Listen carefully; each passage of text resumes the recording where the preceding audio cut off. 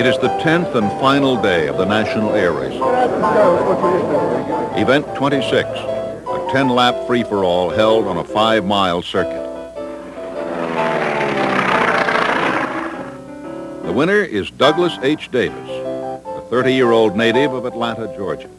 His plane, an R-model Travel Air, the Mystery Ship, powered by a 400-horse Wright Whirlwind radial engine. As the red and black monoplane crossed the finish line, it ushered in a new era in the sport of air racing. For the first time, a civilian pilot in a commercial airplane emerged the victor over a field of military aircraft.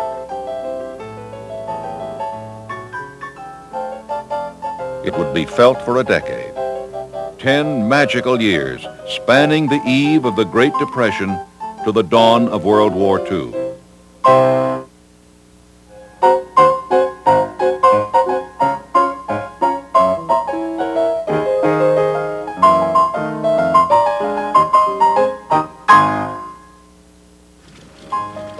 Today, thanks to the efforts of individuals like Bill Turner and organizations such as the Experimental Aircraft Association, the glory of the golden age of air racing is kept alive and before the public.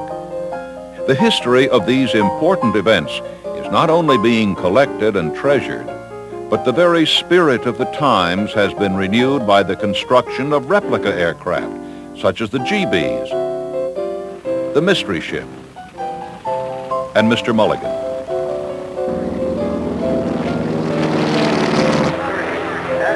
The successful revival of these races has aided race historians in determining the flight characteristics of the originals.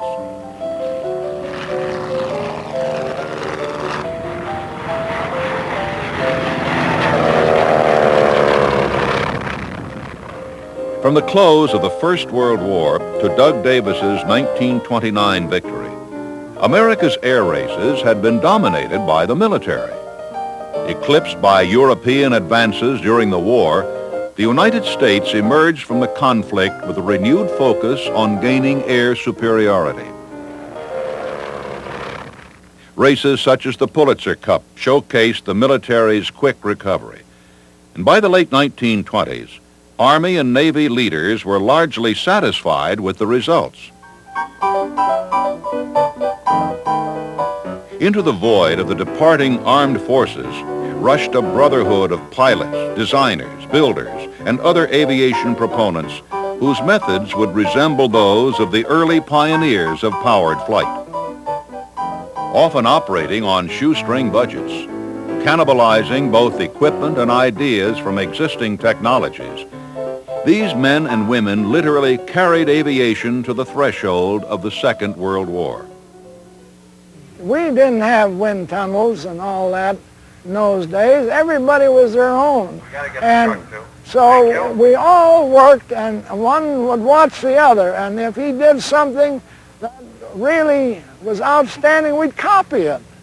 See? So we were part of that era of making aviation what it is today.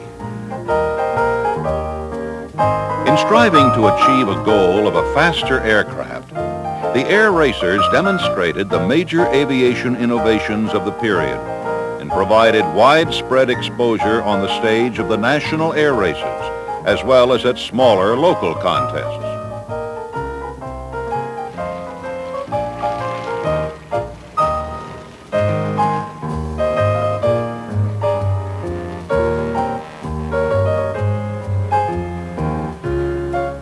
To the public, fascinated with aviation folk heroes like Lindbergh and Earhart, the races furnished what was often the only tangible outlet for those interested in flight. The races, especially the nationals, were more than just a series of contests. Besides the many racing events and aerobatic shows, the nationals provided musical reviews, parades, firework displays, and expositions. In their heyday, attendance at these tournaments rivaled and even surpassed those for baseball games. The The popularity of the Nationals was based on a threefold promise of excitement. First were the races themselves. The Bendix and Thompson competitions were the World Series of Depression aviation. Lavish trophies were bestowed by beaming sponsors. The races commanded front-page coverage. Next were the personalities. A collection of pilots, designers, and builders. A loose fellowship of men and women, part scientist and part adventurer. With fans able to choose from both flamboyance and calculating reserve, there was a hero for everyone. Finally, there were the planes, the GBs, and Waddell Williams. Designs by Laird, Howard, and Whitman. Expectations were fulfilled and shattered. Those airplanes represented the ultimate in speed. Those who flew those airplanes were the heroes. It was front page news. That was exciting to the people of the world. But the trinity of pilot, plane, and race thrilled audiences for a decade. The National Air Races were an annual affair, and although they were also loosely known as the Cleveland Air Meets, during the 30s, Chicago hosted them once and Los Angeles twice. Many events were packed into the Nationals, but the most prestigious races were the Bendix and the Thompson Trophy races. Although a Thompson Cup had been awarded to Doug Davis in 1929, the first official Thompson Trophy race was held in Chicago in 1930. The trophy was named after its sponsor, Charles E. Thompson, producer of aviation spark plugs. The contest was of an unlimited class. Any make, model, or engine was acceptable. The event was flown on a closed course around pylons. Hence, the racers gained the nickname pylon pushers.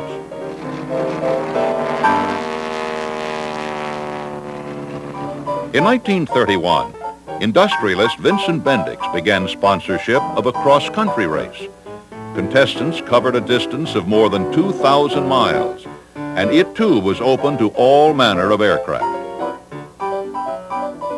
7 of the 1930s Bendix races were flown between Los Angeles and Cleveland, Ohio. The others, held in 1933 and 1936, began in New York and finished in Los Angeles, also the site of the Thompson races for those years.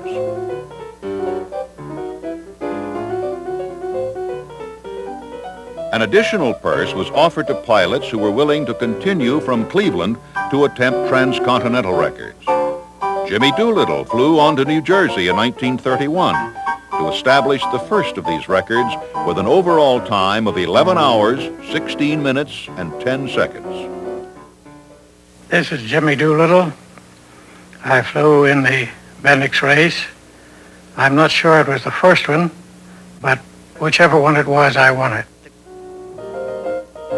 In the next 8 years, the record for transcontinental flight was shortened 5 times, and a new women's record was established in 1938.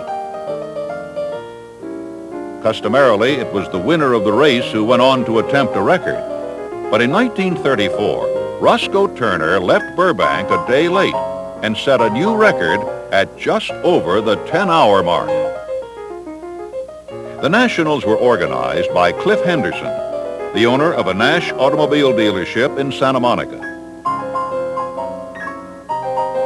A shrewd promoter and businessman, Henderson started his career by collecting souvenirs from World War I battlefields, which he then sold to purchase his first airplanes, 3 war surplus Jennies, still in their original crates.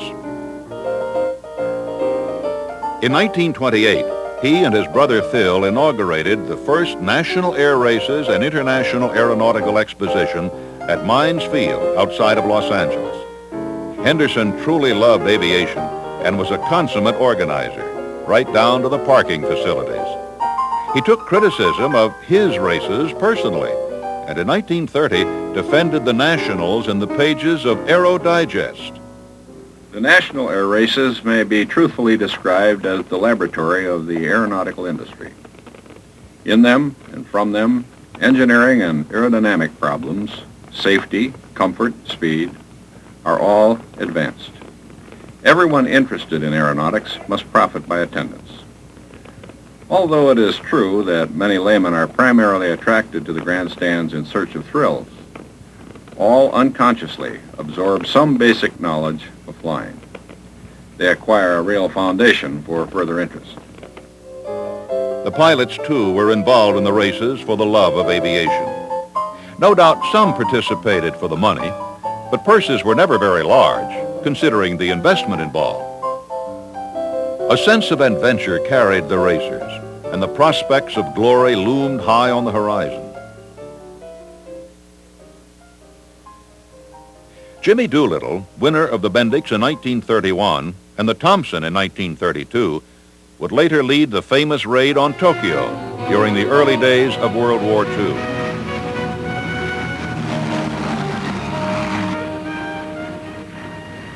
For Steve Whitman, the Golden Age heralded the beginning of a racing career that would develop even further during the post-war years and reward him with the winningest record in air racing's history. Like Whitman, Art Chester designed and flew his own aircraft, most notably the Jeep and Goon. Chester, a shy and reserved man, managed his own airport in Illinois and later designed Manasco engines to finance his racing. Another designer pilot was Jimmy Waddell, who had only a 9th grade education, was blind in one eye, and could not read a blueprint. Backed by businessman Harry Williams, Jimmy's Waddell Williams aircraft won 3 consecutive Bendix and 2 consecutive Thompson trophies. Not all the pilots were men, however. The cross-country Bendix competition was twice won by women. I love to fly air races. I have flown from 3 to 12 air races a year. But I get the biggest thrill out of a race against men. It's much more fun to beat the men than it is the women. In 1936, the first women's victory was scored by the team of Louise Thaden and Blanche Noyes. 2 years later, Jacqueline Cochran would repeat the honor. Unquestionably, the most flamboyant aviator was Colonel Roscoe Turner, winner of 1 Bendix and 3 Thompson races. Sporting a waxed mustache and wearing green pants, a red flight jacket, and a peaked officer's cap, Turner cut a dashing figure indeed. In addition to his racing career, Turner also flew for the Gilmore Oil Company, along with an unusual passenger, a full-grown lion, the company mascot. Gilmore the lion was fitted with his own parachute in case of emergencies. Within the atmosphere of lightheartedness and camaraderie was a realistic acceptance toward the inevitable dangers of racing. Crashes were commonplace, and death was often the price that the races extracted. One such race was the 1934 Thompson. Doug Davis and Roscoe Turner occupied 1st and 2nd place, both piloting Waddell Williams aircraft. Davis, who had also won that year's Bendix, held a comfortable lead. Then, on the 8th lap, as he rounded pylon number 2, he entered a high-speed stall and crashed in a nearby field. Davis, who had initiated the Golden Age, was dead. Turner went on to win his first Thompson trophy, but he accepted it in an uncharacteristically somber mood.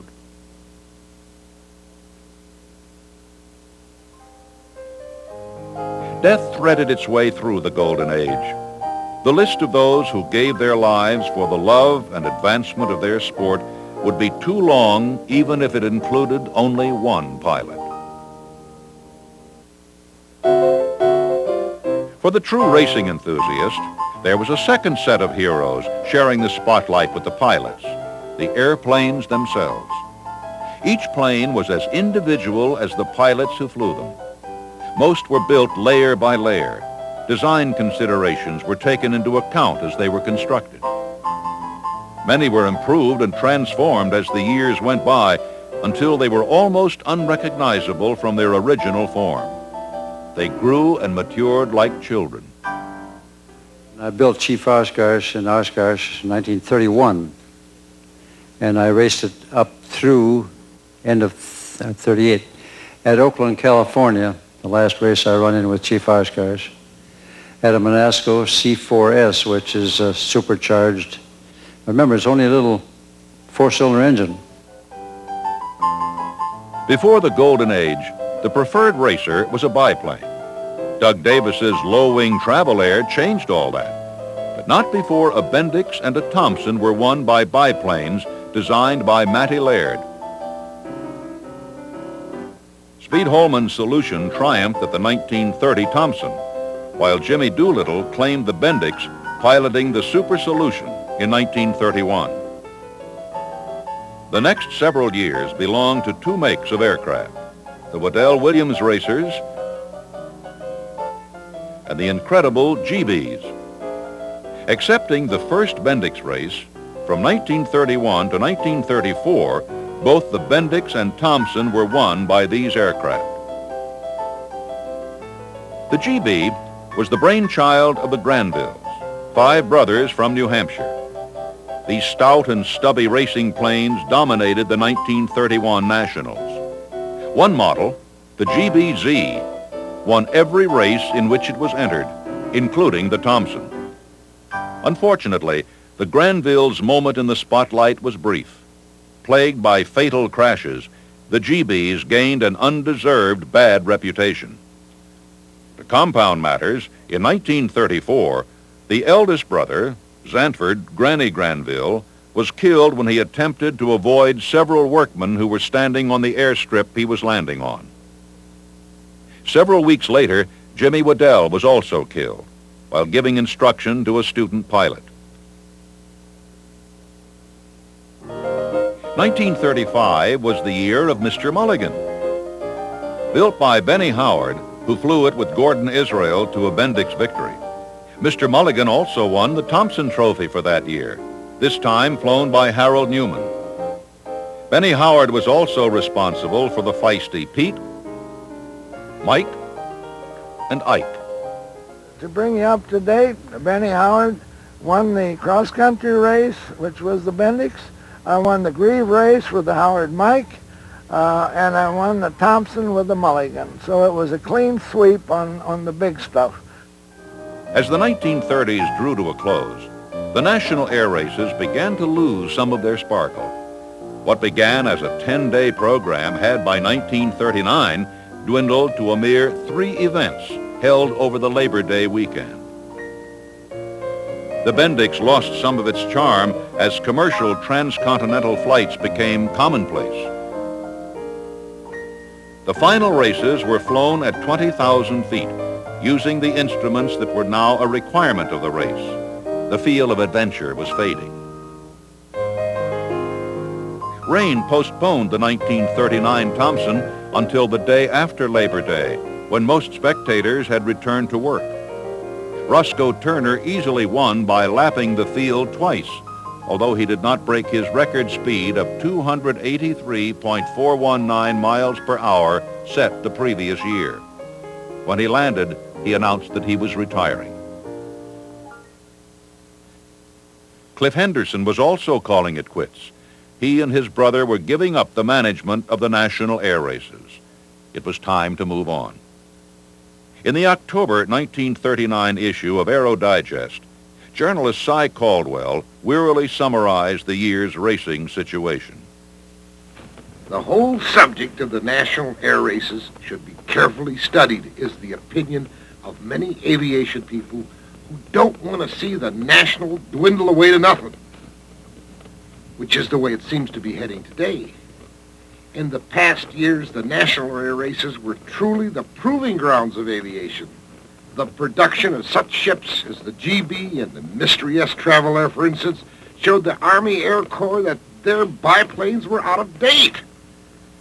But who can point to any advances in these past few years? Now, where do we go from here? Although no one knew it, the days of the great races were over. On September 1st, the same day as the national time trials, one day shy of the 11th anniversary of Doug Davis's Thompson Cup victory, Germany invaded Poland, and the Second World War officially began. The workshops of the aviation community would soon be open to international concerns. What had once been used as a vehicle for sports competition was now a major tool of war. In one stroke, air racing fell victim to a different kind of contest, one with the harshest set of rules. For 7 years, there were no national air races. When they resumed in 1946, they were once again dominated by military aircraft, including new jet aircraft. The races were now a contest of pure speed, run by the best and cutting-edge aircraft. No one was attempting to advance aviation. It was time to sit back for a while and enjoy the harvest of technology brought about by the war. The goals of the Depression racers had finally been achieved at the cost of their own existence. It was not only the beginning of a new chapter in the sport of competitive air racing, a whole new rule book would have to be written.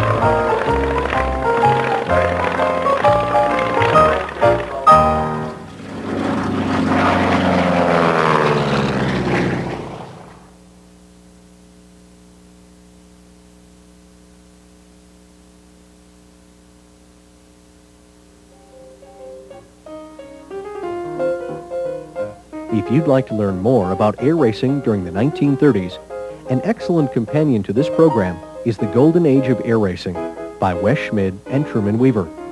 This 553-page book is a comprehensive history of Depression-era racing and features hundreds of rare photographs, pilot profiles, in-depth listings of race results, and much more. The Golden Age of Air Racing is available through the EAA Aviation Foundation for $29.95 plus shipping. To order or for more information, call 1-800-843-3612.